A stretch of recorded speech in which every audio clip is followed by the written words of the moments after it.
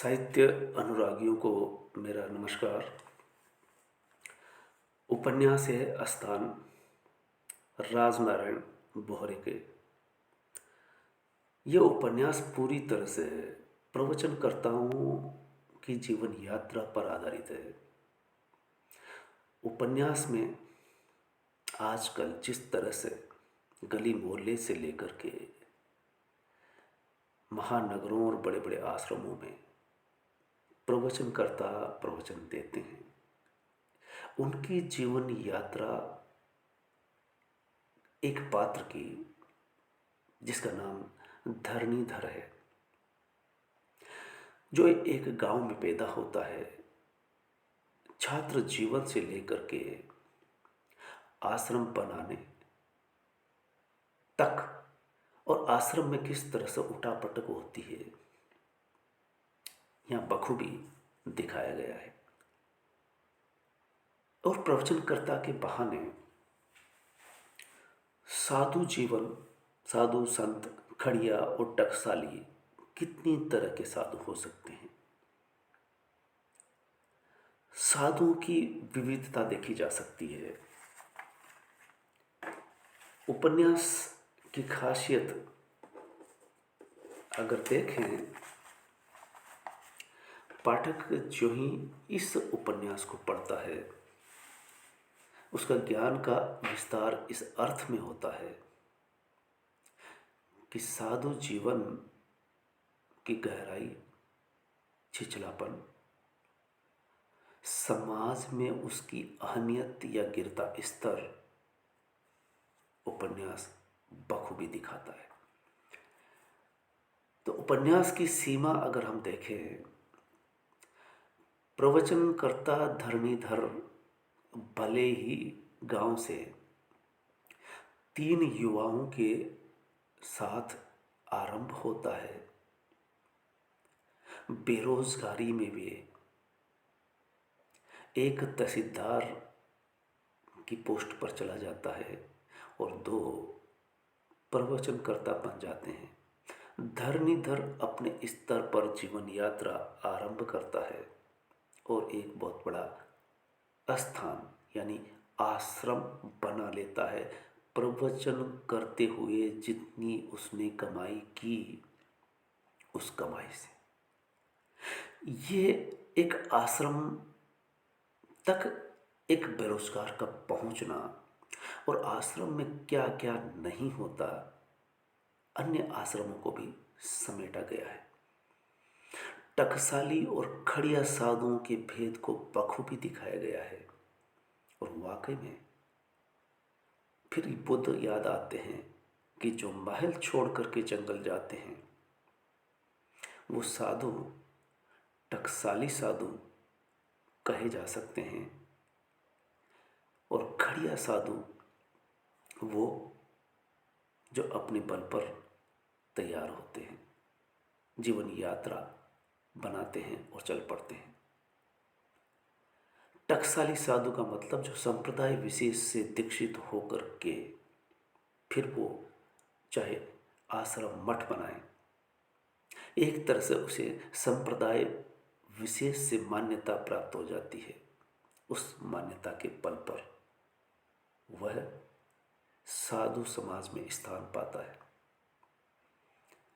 और जो खड़िया साधु होते हैं, धरणीधर जैसे, वो भले ही अपने बल पर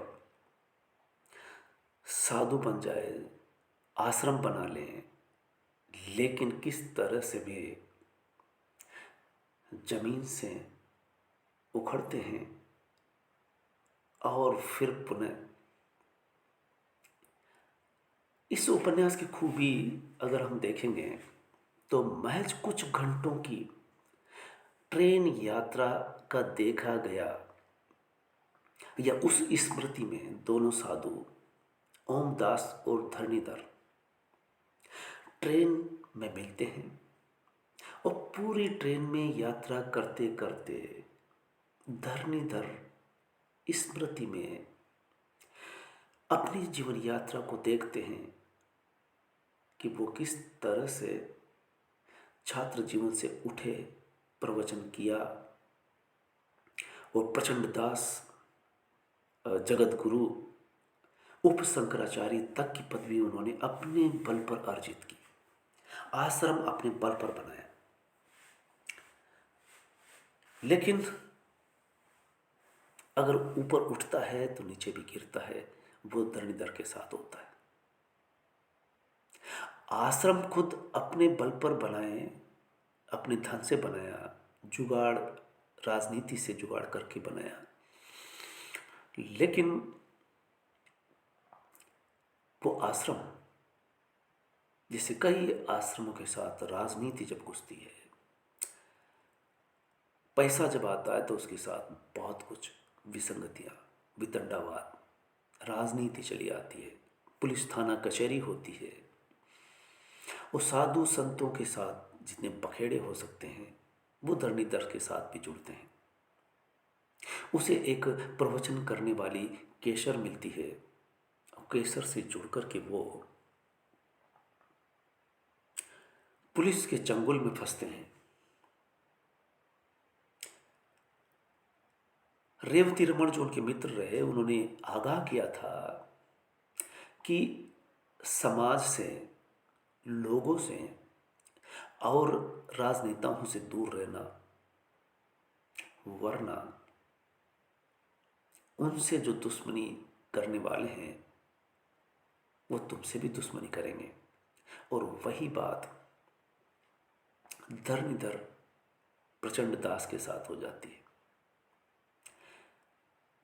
किस तरह से नागा साधु आते हैं, कहानी में किस तरह से मोड़ आता है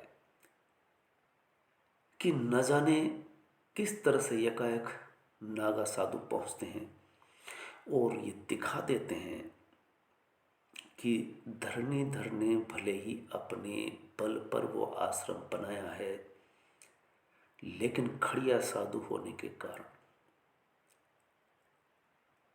वो किसी संप्रदाय से जुड़ा हुआ नहीं है। और जिस तरह से वे संप्रदायवादी तर्क दे करके उसे निरुत्तर कर देते हैं, 4 ट्रकों में भर करके नागा साधु पहुंचते हैं और उसी तरह से तानाशाही दादागिरी करते हुए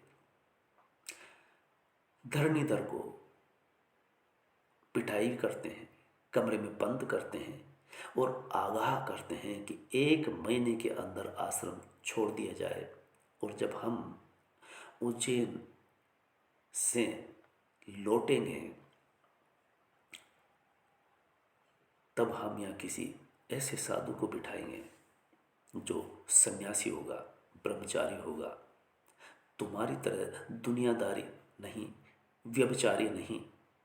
या तो तुम गृहस्थी बन जाओ, शादी करो और घोषणा करो, पर इस तरह से नहीं कि तुमने उप शंकराचार्य की बोर्ड भी लगा रखा है और अंदर व्यभिचार करते हो और उसके जूते मारे जाते हैं, कमरे में बंद कर दिया जाता है, पुलिस रिपोर्ट कर दी जाती है। पुलिस पहले ही उन्हें परेशान कर रही थी। तो इस उपन्यास का एक पक्ष यह आता है, जो कमी भी कह सकते हैं, कि जिस तरह से प्रवचनकर्ता की जीवन यात्रा को बहुत विस्तार से खींचा गया है, साहित्य के पाठकों के लिए थोड़ा ये अटपटा लग सकता है। चूंकि ये प्रवचनकर्ता पर आधारित है, इसलिए बर्दाश्त कर सकते हैं, लेकिन आम साहित्य के पाठक के लिए ये अपच करता है। इसी तरह से केसर और उनका संबंध किस तरह से बनता है, बेशक उसमें युवा वर्ग के लिए रोचकता, आकर्षण हो सकता है। और जिस तरह से वो बात बुनी गई है, कथ्य जिस तरह से बुना गया है, उसे देख करके ऐसा लगता है कि आश्रमों में अधिकांशतः स्त्री को लेकर के कबीरदास जो पहले कह गए कि माया महा ठगनी हम जानी, आश्रम कोई भी महिलाओं से अछूते नहीं है। और ये विषय जिस तरह का रहा है इस उपन्यास में भी आया है। और फिर याद आता है चित्रलेखा भगवती चरण वर्मा का, जिसमें योगी भी अंततः चित्रलेखा को दीक्षा करने से मना कर देते हैं और फिर वो महिला का आकर्षण उन्हें बाध्य करता है और वो ये कबूल करते हैं कि ठीक है, ये प्रयोग भी सही, अगर नियति ऐसा करवाना चाहती। तो योगी दीक्षित करते करते खुद फिसल जाते हैं। बुद्ध ने आनंद से कहा था कि बुद्ध आनंद, अगर महिलाओं को हम मठ में संघ में शामिल नहीं करते तो ये संघ हजारों साल चलता, अब ये 500 साल ही चलेगा। क्योंकि मनुष्य की जो नियति है, ये प्रकृति स्त्री पुरुष से मिलकर के बनी है। पुरुष पैदा ही स्त्री से होता है। तो ये अंतर्द्वंद, चाहे वो साधु संत कुछ भी बन जाए, तो एक टकसाली साधु से जो उम्मीद की जाती है उसमें धरणीधर असफल होते हैं, आश्रम भी बनाते हैं। और हम इस तरह से कह सकते हैं कि उपन्यास में पात्र, ट्रेन से उपन्यास आरंभ होता है। धरणीधर और ओमदास ट्रेन में यात्रा कर रहे हैं, बातचीत कर रहे हैं, अन्य यात्री आते जाते हैं। और जब धरणीधर पूरी यात्रा प्रवचनकर्ता की करके आश्रम बना लेते हैं और नागा साधुओं की धमकी पर कि महीने भर का वक्त देते हैं, तुम शादी करो और उसके साथ रहो, लेकिन इस आश्रम को छोड़ दो, यहाँ व्यभिचार इस तरह से नहीं चलेगा, हम साधु बना करके जाएंगे। वो धमकी इतना असर करती है, वो द्वंद्व में पड़ते हैं और सोचते हैं कि मैंने इसे कमाया। ये नागा साधु कौन होते हैं? मेरे नाम से ही आए हैं। विधायक से मिल करके बहुत तीव्र गति से जमीन नाप की जाती है, मंदिर की जमीन, और आश्रम बनता है। आश्रम में सेवक होते हैं और एक दिन वो आता है जब प्रवचनकर्ता दूसरी महिला केशर के रूप में उन्हें प्रवचनकर्ता के रूप में मिलती है, दोस्ती होती है और चेन्नई की यात्रा करते हुए मंदिर दर मंदिर देखते हैं और एक दिन उसी आश्रम में आकर के रहते हैं। केशर वापस गांव लौटती है कुछ दिन के लिए। उसी वक्त एक घटना घटती है कि वहां कोई एक महिला मरी हुई पाई जाती है और पुलिस का चक्कर चलता है लंबा, और वो इतना लंबा चलता है कि पाठक यहाँ बोर होने लगता है। अगर हम पात्र की दृष्टि से देखें तो पता चलता है कि ट्रेन में दो ही पात्र है, दो ही संत है। कह सकते हैं कि एक खड़िया और एक टकसाली साधु।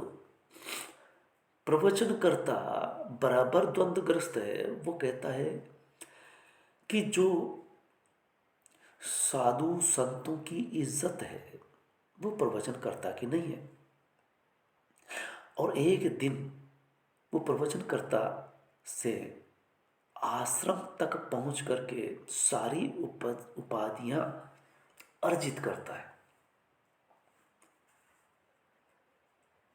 और वो खड़िया साधु के रूप में एक तरह से महल तक पहुंचते हैं, आश्रम बनाते हैं और आश्रम अंततः रंग महल साबित होता है।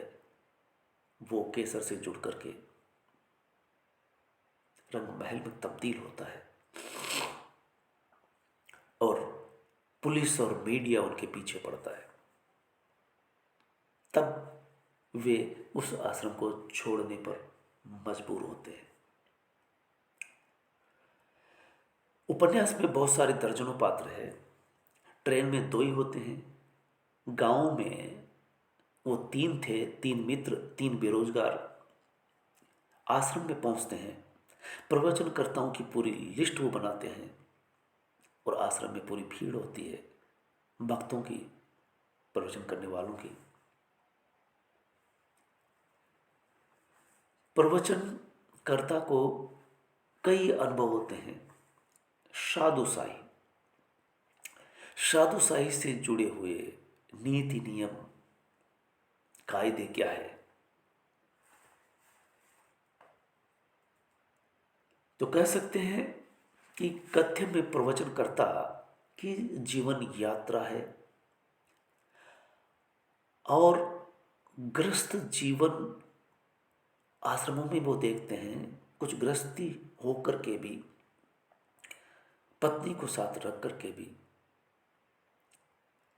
कथित सन्यासी होकर के जीवन जीते हैं, या बहुत से आश्रम व्यभिचार के अड्डे बन जाते हैं, पुलिस की रेड पड़ती रहती है।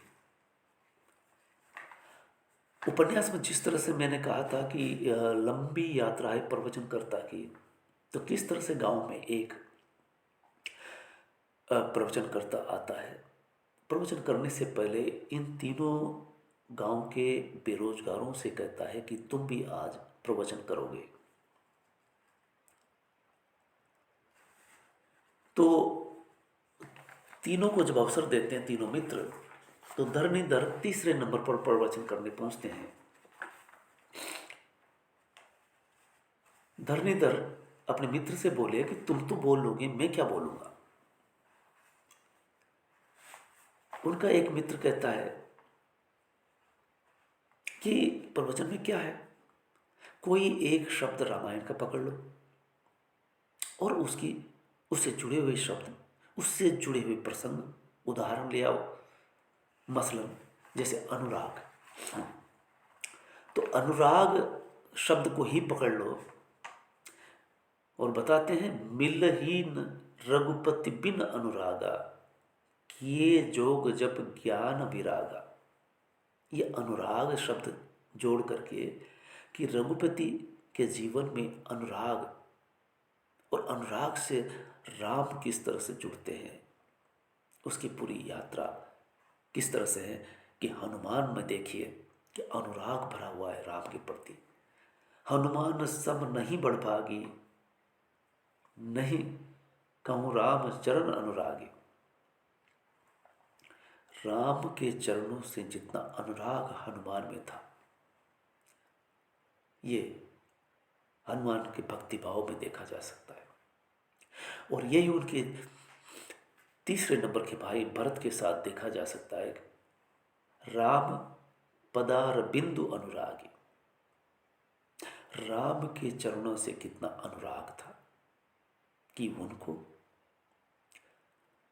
वनवास मिला, भरत को राज मिला, लेकिन वो कहते हैं कि राम के चरण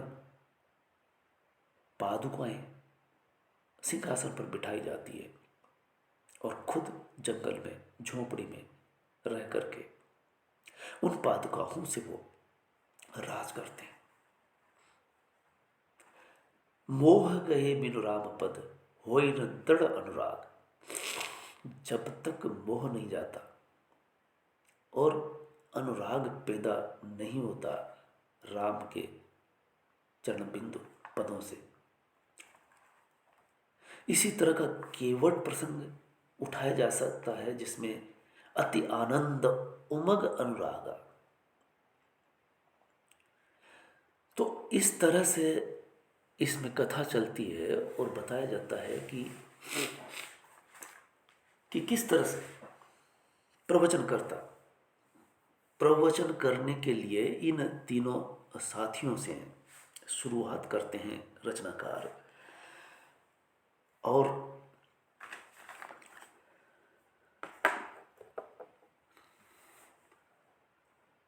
धरणीधर अंततः अच्छे प्रवचनकर्ता हो जाते हैं। प्रवचनकर्ता होकर के वे, एक उदाहरण देखिए, वो कहते हैं कि परिस्थितियां उनके साथ कैसे बदलती है। आश्रम भी बनाया तो कोई सन्यासी के लिए नहीं, बल्कि प्रवचन के लिए, काम को चमकाने के लिए, समाज में सम्मान के लिए, जो मिला भी। फिर केसर के संपर्क में आए, उससे संबंध बने। इन संबंधों को भी कभी गलत नहीं माना।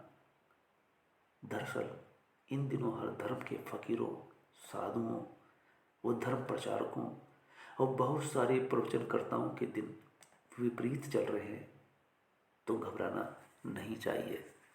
ये अपने आप को संतोष करने के लिए धरणीधर कहता है। और द्वंद्वग्रस्त होकर के जब आश्रम छूट जाता है तो वो सोचते हैं कि मुक्ति के लिए जिया जाएगा, भोग के लिए नहीं, और कठोर साधना का पथ चुना जाएगा। इसलिए उन्होंने तय किया कि अब वे कठोर साधना ही करना चाहते हैं, समाज सेवा की भी और संन्यास की भी। इस प्रवचनकर्ता के जीवन में जिस तरह से उतार चढ़ाव आते हैं, पाठक समझ सकते हैं कि वो जब ट्रेन में यात्रा कर रहा था तो किस तरह से सोचता है। दुनियावी ग्रस्त लोग तो हमेशा कुछ न कुछ तलाशते रहते हैं, कचरे में भी कुछ पा जाते हैं, लेकिन इन वैरागी जी को काहे की तलाश है। अंधेरे में, माया की अंधरात्रि में से कोई ज्ञान की ज्योति खोज रहे हैं। शायद गीता में कहा गया है, या निशायाम सर्वभूतेषु तस्याम जागृति संयमी। धर्मीधर जब स्टेशन पर इलाहाबाद के लिए निकलते हैं, यह सोच करके कि यह आश्रम छूट गया है, इस आश्रम को औने पौने में बेच भी दिया जाएगा, कोई खरीदार मिल भी जाएगा, पर इतनी बेइज्जती के बाद इस गांव में रहना, इस आश्रम में रहना, आश्रम वासियों की निगाह से उतर जाना, और एक बार इज्जत चली गई तो प्रवचनकर्ता के रूप में कौन बुलाएगा। इसलिए ये तो पक्का है कि इस जगह पर, इस स्थान में रहना अब उनके लिए मुनासिब नहीं है। सो वे आसपास के आश्रम देखते हैं और अंततः निर्णय लेते हैं कि इस गांव को और इस स्थान को छोड़ेंगे और दूसरा स्थान देखते हैं।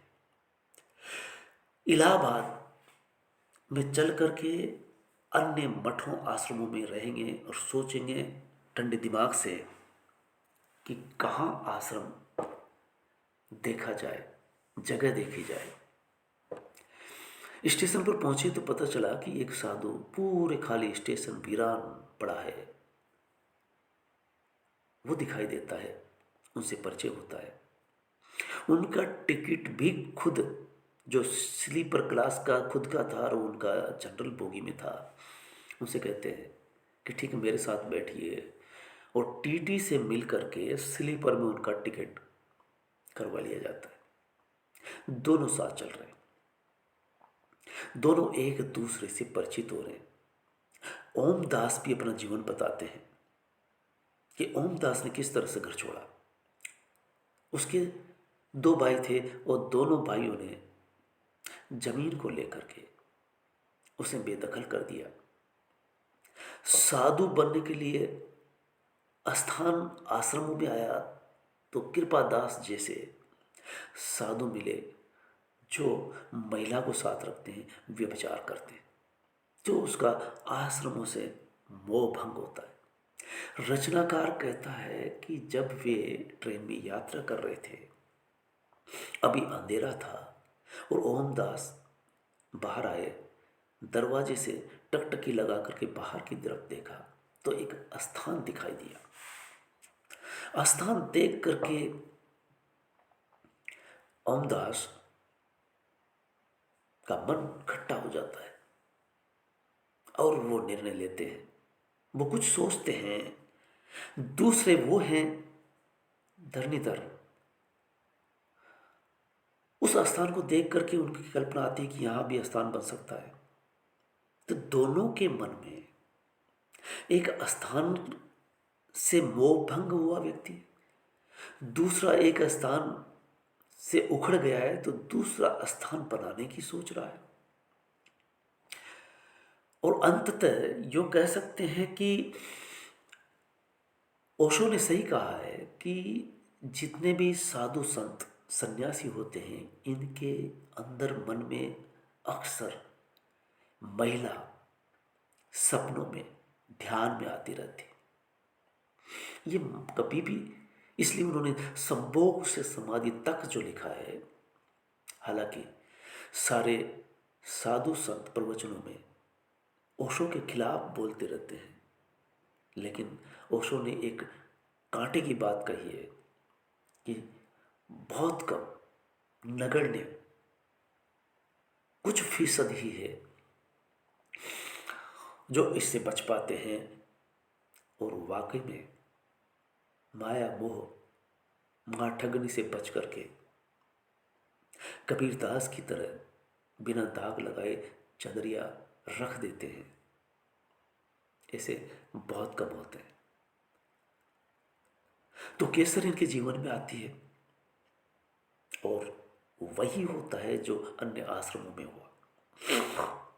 पुलिस और मीडिया की खोजबीन और पुलिस का जो रुख इनके प्रति होता है, जो सम्मान था, जिस तरह से पूछताछ की जाती है, कोई लाग लपेट नहीं, कोई लिहाज नहीं, इतना अपमान सुन करके धरणीधर,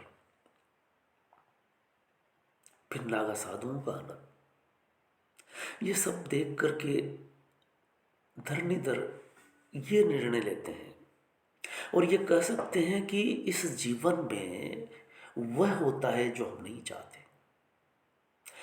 जो हम चाहते हैं वो अक्सर पूरा नहीं होता। इसलिए हमें सत्यनारायण गोयन का विपश्यना में अक्सर इस बात को दोहराते हुए कहते हैं कि जीवन में वही नहीं होगा जो हम चाहेंगे। इसलिए हमें अक्सर तैयार होना चाहिए। जीवन उतार चढ़ाव का नाम है। और धरणीधर के इस प्रवचन यात्रा, प्रवचनकर्ता की यात्रा, आश्रम बनाने, स्थान ठिकाना बनाने तक की यात्रा में एक स्त्री पीछा नहीं छोड़ती। इन आश्रमों में, स्थानों में स्त्री का प्रवेश है और इसी के कारण वो बदनाम होते हैं। हम बुद्ध के जीवन से समझ सकते हैं कि बुद्ध जीवन को दुखमय बताते हैं। इतना बड़ा दर्शन तो इस उपन्यास में नहीं मिलेगा, लेकिन इतनी सूचना अवश्य मिल जाती है धरणीधर के माध्यम से कि वो जो ही केसर के जीवन में आने के बाद महिला से बसता रहा। केसर को देख करके उसके मन में बहुत कुछ होता है। प्रवचन करते समय उससे बहुत सुंदर महिलाएं भी दिखाई देती है, लेकिन बचा रहता है। लेकिन इसको संयोग कहें ठीक उसी तरह से कि जिस तरह से वो जो सपना देखते हैं, एक आश्रमकार आश्रम बना लेते हैं। उन्होंने महिला का सपना नहीं देखा था, लेकिन वो बाइदवा आ जाती है और केसर उनके जीवन में उथल पुथल ला देती है। न चाहते हुए भी उसकी तरफ आकर्षित होते हैं और धरणीधर के जीवन में वो तूफान उठता है कि जो आश्रम था वो आश्रम नहीं रह जाता।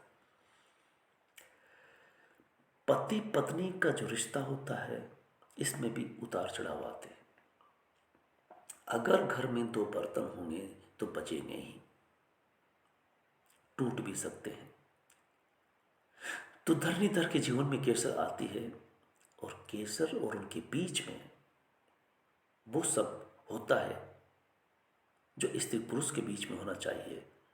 यहां तक कि तू में मारपीट, पुलिस रिपोर्ट, और यहां से बात बिगड़ते बिगड़ते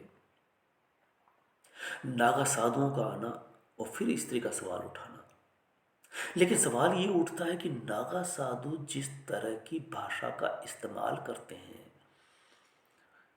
प्रवचनकर्ता और उस आश्रमवासी को तुच्छ समझते हैं। लगता है कि जिस तरह से ये सन्यासी, कथित सन्यासी, जिनकी शब्दावली में एक अहंग्रस्तता पाई जाती है, वही तानाशाही वहाँ दिखाई देती है। और धरणीधर के साथ बहुत ही बेरुखी से व्यवहार करते हुए ये साधु जीवन का एक ऐसा पक्ष है जिस पे हम और भी आगे, अगर आपकी टिप्पणी आई, सवाल आए, तो हम बात करेंगे। धन्यवाद। इसे आगे बढ़ाएं।